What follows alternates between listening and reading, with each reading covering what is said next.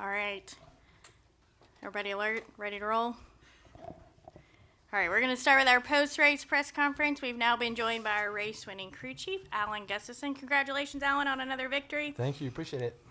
All right, we're going to take questions for Alan. If you have one, raise your hand. We'll get a mic to you. Who would like to kick us off with questions? All right, we'll go to Jenna. Big day. Big question coming. We're waiting. Bated breath. Congratulations, Alan. Thank you, Jenna. You're welcome. Why was this race so calm by Talladega standards? Yeah, it's a great question. It seems like kind of both the races were before it. I don't know if maybe the stability of the car or it was just hard. You know, we've seen that all year. It's not, 3 lanes don't seem to work out. You know, there doesn't seem to be a middle option. It doesn't get fanned out. It's kind of about staying in line and pushing, and I think that contributes. And it was certainly a bit tamer than I expected, but I kind of expected, you know, maybe not the typical 4 wide just craziness, because it just doesn't seem to generate, the cars just don't seem to generate the performance and the huge runs like they did. It's more just about that kind of steady seesaw momentum. Yesterday, your driver had some comments that were a little out of character for him to take such a stance. Did that surprise you? It's the second time I've been asked about it. I don't know what he said, so it's hard for me to say specifically.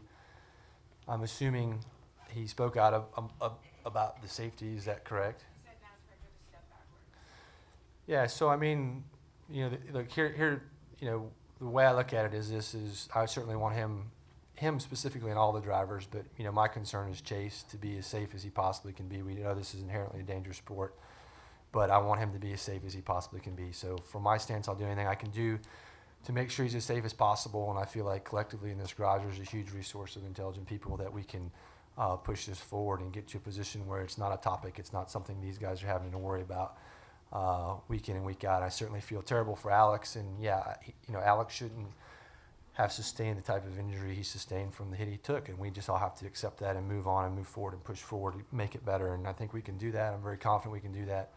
And that's what we got to focus on doing together. And collectively, I think that we've got a lot of resources to make it happen. And I'm sure NASCAR will do everything in their power, as will the teams, and we'll get past this quickly. All right, we're going to come up front to Jordan, right up here. And then we'll go to Steven, and then we'll come back up front. Jordan Bianchi, The Athletic. I apologize, this was already asked. Coming into this race, obviously you guys want to win every race, but was there, looking at the bigger picture of, hey, if, you know, we want to be smart, make sure we finish this race and get as many points as possible? Basically, what was your mindset kind of coming in? I felt like I really felt like this race was crucial. I felt like we had to capitalize. You know, we got ourselves into a hole last week, unfortunately, again, which I was super disappointed with.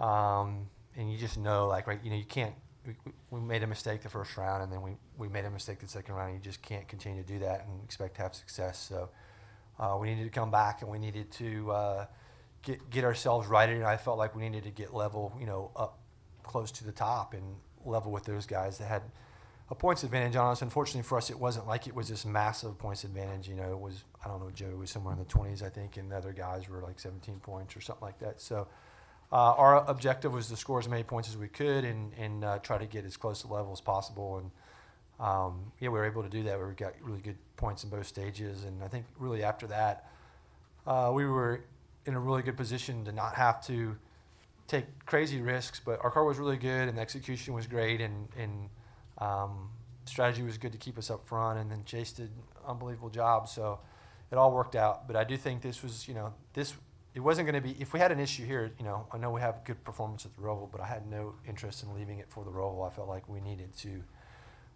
take care of business, or at least get level set with those guys where we didn't have to go out and win or just have an amazing day, because you just never know what can happen there. All right, Steven, go ahead. Steven Toronto, CBS Sports. I promise this is an easier question than I gave you at Nashville. 3 out of the 4 super speedway races this year went to regulation and ended there, and the Daytona 500 was only 1 lap over regulation. So from a strategy standpoint, how much did that make wargaming the last stage of that race any easier, or did you still have to have your contingency plans for overtime, double overtime, triple overtime, etc. in your hip pocket? Yeah, I think you still had to have a contingency plan. You never know what can happen. I mean, right, this is probably the oddest caution. I won't say maybe not the oddest, but super odd caution right at the end of the race. The guy comes down pit road and stops in the pit road, and then they throw the caution for it. So super odd, but you have to be prepared for it, and that's what you balance is ultimately when we all pit on the green. It's how long you want to take. How long you want to sit there and put gas in the car. So you want to take enough that at least in our opinion, to give us a slight buffer, but still execute it fast on the spot, just maintain track position, and I feel like we did that. All right. Thanks, Alan. All right, go ahead. Nathan Buckley, MBS Speedway. I'm not sure how much you take a look at tire wear during races, but overall, do you feel this race was better today than on tire wear than last week at Texas, and if so, why? Yeah, tire wear wasn't the issue at Texas. For clarity, it was sidewall failure. So even though our tires would come off at Texas, you don't look at them and say, hey, they're wore out, we're into an issue. And ultimately, we have our tires cut apart after most every run, as we did at Texas, to see the integrity of the sidewall. And up until that point, we had got a clean report that we blew the tire. But here, I would say that tire wear was probably a little worse than the spring than we expected. It wasn't into a position that we felt like it was going to put us, in any harm's way, but it certainly was a little bit more than we had expected, and just something that we had to be conscious about. But we were able to double stint those, first two stages with some comfort, and so I don't think it was hugely different. It just was slightly more than the spring. All right, any final questions for Alan before I let Mr. H up? Okay, we'll end with Jenna. If we can get a microphone, thank you. 2. Oh, so, ooh, yeah, special. Sorry to ask another car question, but if everyone's in agreement that the car's too stiff, what is a reasonable time frame for that to be corrected? Yeah, I mean, I don't know the logistics behind what all has to happen as far as manufacturing and what goes on, but I think the first step is we need a solution, right? I mean, that's what we've got to focus on. I think that's is a good goal for us as an industry to collectively look at, what's the best solution we can come up with in the short term, and if we can get that solution get the solution figured out, and then implementation, you can worry about that later. And that's certainly not my area of expertise, but I think, the solution is the key right now. And to my knowledge, that doesn't exist. It may exist, but we need to get that figured out and how to move forward. And I think collectively we can all work together to get, Hendrick Motorsports, the boss, owns an amazing place, and we can accomplish some amazing things. And I think that if we get a solution and implementation, if we all pull together, we could do a lot in a short period of time. All right, Alan, thank you for spending some time with us. Congratulations again on that win. Thank you. All right, we're going to continue with our post-race interviews. We'll now be joined by our race-winning team owner, Mr. Rick Hendrick.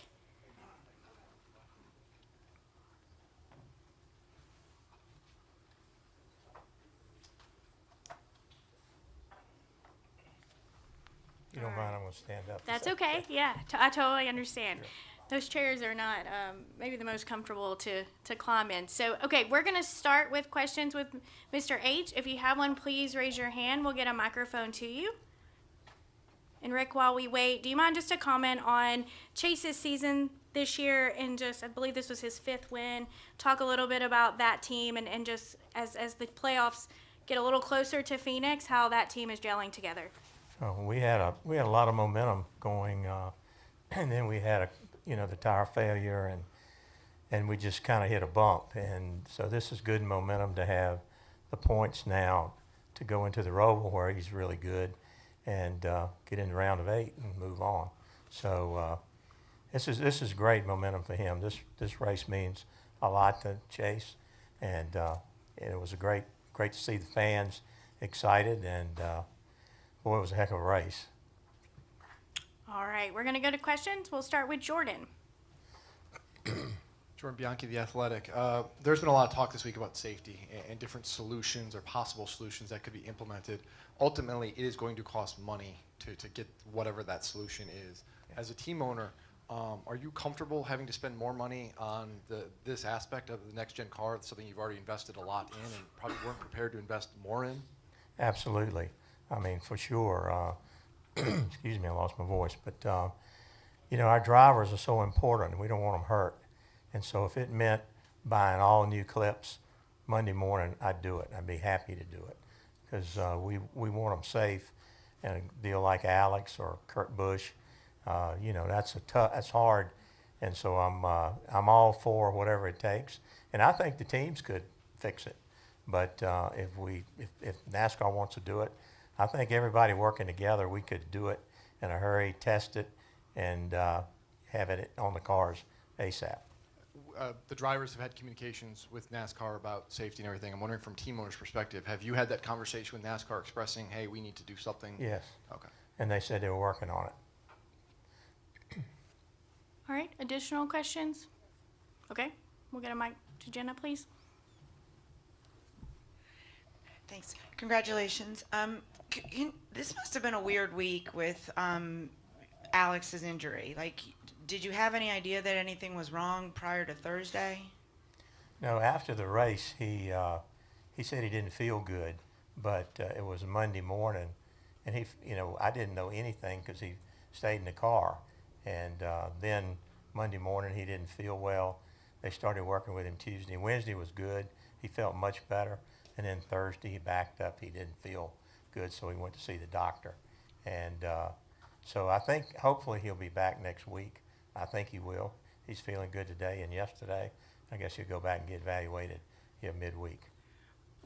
Did his concussion amplify your urgency in your message to NASCAR? Yeah, absolutely. You know, these guys are stars, and you spend a lot of money like bringing them along over the years, and then to have them hurt, and you got sponsors and everything involved, and they're in the playoffs and they get knocked out of the playoffs, and it's not about the playoffs, it's about safety, and having a guy that you know, wants to be able to race again. And you know, we have done really well in the last 10-15 years with safety in so many ways, the seats, the headrest, everything. But this car, from the rear impact, it's just like you're sitting on a piece of steel. And I watched the video of Alex's head when he, you know, those guys usually try to lean a little bit forward if they think they're going to have an impact, and then the whiplash back. It's you know, we need to fix it as soon as we can. And lastly, yesterday Chase took a very strong stance, and he said definitively NASCAR has taken a step backward in safety.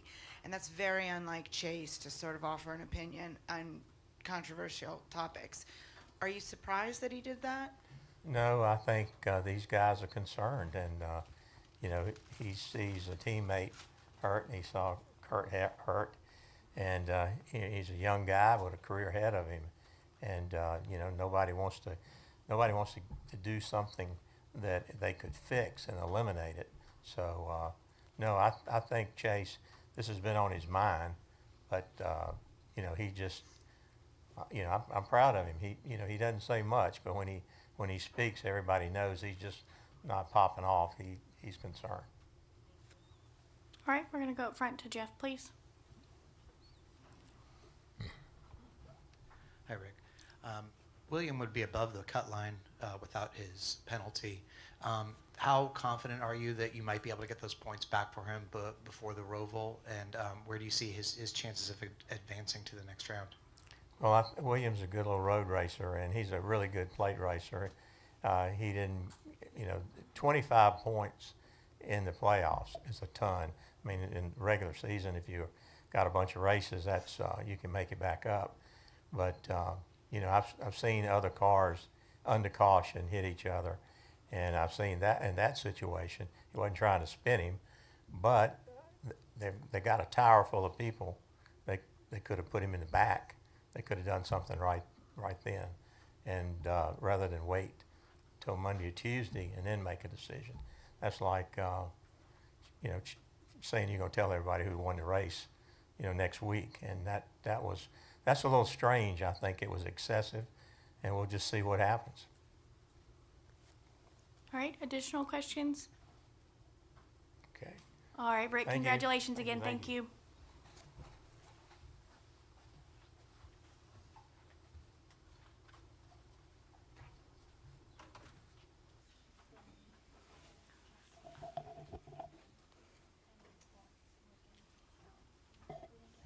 All right, we're going to continue with our post-race press conferences. We've now been joined by our race winner, Chase Elliott. Congrats, Chase, on that win there. We will start with questions for Chase. If you have one, please raise your hand. We'll get a mic to you. And who would like to kick us off with a question? All right, we're going to start with Jordan. Jordan Bianchi, The Athletic. A couple of playoff drivers, Hamlin, Blaney, said over the final couple laps they kind of had one eye on winning the race, obviously, but also kind of the bigger picture in the points. And I'm wondering what your mindset was in those laps, especially because you were in a little bit different point spot. Yeah, I mean, I don't really know where we were as far as our point. I mean, I thought we got some pretty decent stage points throughout the day. So I don't know where we were, but I just felt like that was, when we took the green there for the restart, I thought my opportunity to win was to get up in the top lane. It was certainly a risky move, but I felt like we had accumulated a decent number of stage points throughout the day, so it made me feel a little better about moving up there and trying to give myself a shot to win. I just didn't think I was going to be able to win from the third lane in the bottom row with that few laps left. So I just thought that was my shot. Fortunately, I moved up there. It gave me a great shove for that lap and a half, and it was far enough ahead to hold Ryan off there at the line. All right, additional questions for Chase? Okay, go to the back, please. Dominic Ottogone with the Racing Experts and ESPN Radio Albuquerque. Just want to get your thoughts on tying not only your current teammate Kyle Larson, but former teammates Casey Kane and Jeff Bodine on the all-time wins list at 18. Didn't know that. So that's really cool. It's kind of hard to believe, honestly. I mean, 18. I'm super proud of that, honestly. Just knowing how hard one was, to have 18 now is really special. So I would love to keep adding to that, obviously, as time goes on, but very grateful for the 18 that we have, and proud of our team. It's been the same team for the most part. Been some changes in there, but Alan and Tom and myself, at the 9 team, and Eddie have been there the whole way. So that's a special thing, and proud that we've been able to grow together and give ourselves that many opportunities to grab checkered flags. So hopefully we can get some more. All right, we're going to come up front for some additional questions. We'll go to Jeff and then Holly, please.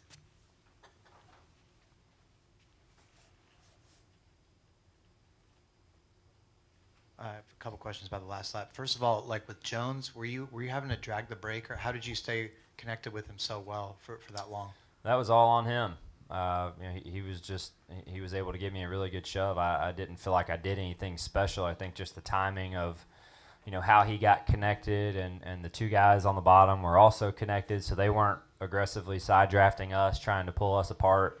It was just good timing, but honestly, he did a really good job. I mean, I think he deserves a ton of credit for that. Obviously, I'm very thankful that he was that committed to me for the last lap and a half.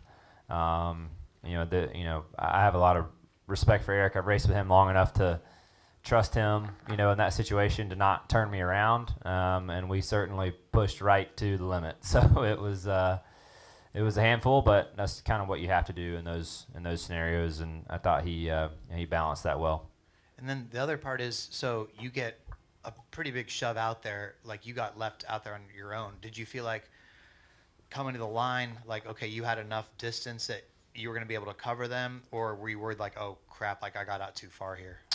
I was certainly concerned, but when I saw the 34 come unconnected from the 12 there in turn 4, and I thought that was my opportunity, so I tried to get down and pull Ryan back as hard as I could and get away and try to get clear. I thought that was my safest place to be. And then, when they got side by side again, I thought I was a little worried about getting out there too far. When they got side by side for just that brief period of time, I thought that was enough for me to make it. But I knew it was probably going to be close, and Ryan was going to have such a big run. I didn't really know how I was going to block it, so just try to waste as much time as I could and hope I got to the line first. All right, we'll go to Holly. Sorry. Congratulations, Chase. Racing Ryan, you guys are such good friends. Does that help you at all when you're competing against him? Do you kind of know maybe what he may or may not do? And what is just kind of the dynamic like on that? Because this isn't the first time, the two of you guys have settled a race.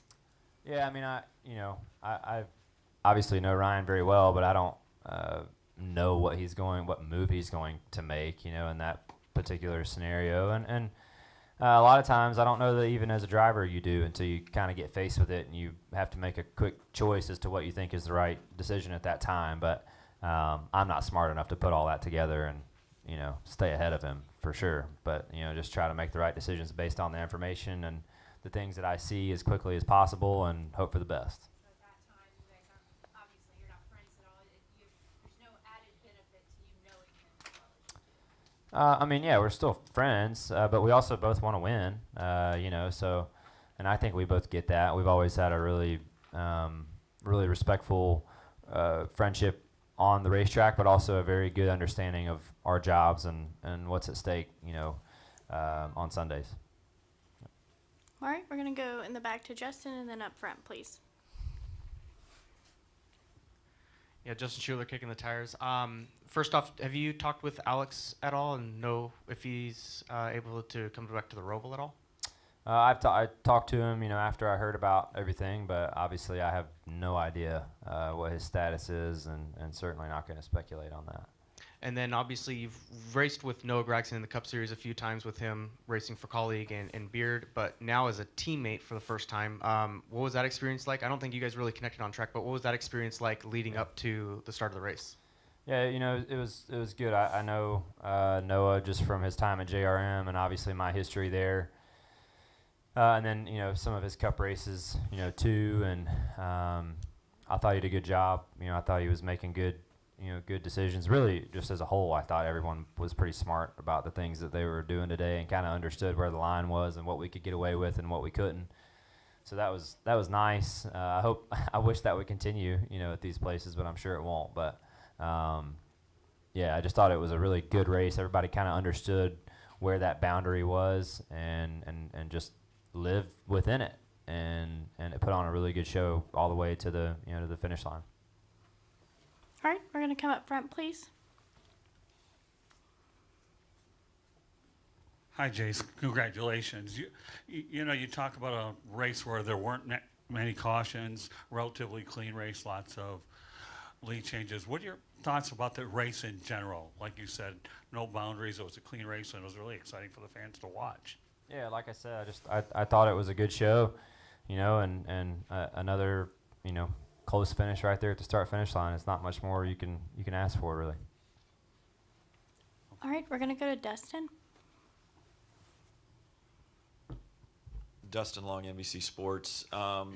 Certainly, Chase, you've been through the ups and downs of the playoffs, but I'm curious, just this particular playoffs with how things have gone, has that challenged you in any other way that others haven't? I think this has probably been as much of a swing as what you've had in the last few years in terms of the playoffs from race to race, and is winning as much a relief because of the unknown of the ups and downs, and you don't have to worry as much about next week?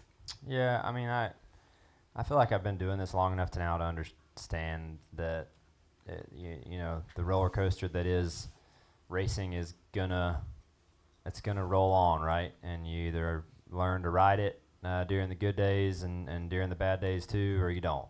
And that's just part of the deal. So yeah, just try to ride the wave. Had a bad week last week, had a good week this week. obviously great to move on, into the next round and to get 6 more bonus points. So all those things are fantastic, and we're super proud of that. But this deal can humble you. We can go the round of 8 and crash again like we did the first 2 rounds, or you can go in there and maybe have a really good first race. I mean, I don't know. You just show up prepared and do the best you can, and figure it out from there. All right. Any final questions for Chase? Okay, we're gonna take one final question up front. Given that you've won half the races at the Roval that have ever been won, you being so good there, did that factor into maybe rolling the dice and making the move that you made there at the end? No. I mean, no. I was just trying to think in the moment as to what I felt like I could do and be smart and give myself a shot to win today. Yeah. So I wish I could piece things together that far ahead, but I just don't have it in me. All right, Chase, thanks so much for joining us. Congratulations again on that win, and Thanks. best of luck next week in Appreciate the it. Roval.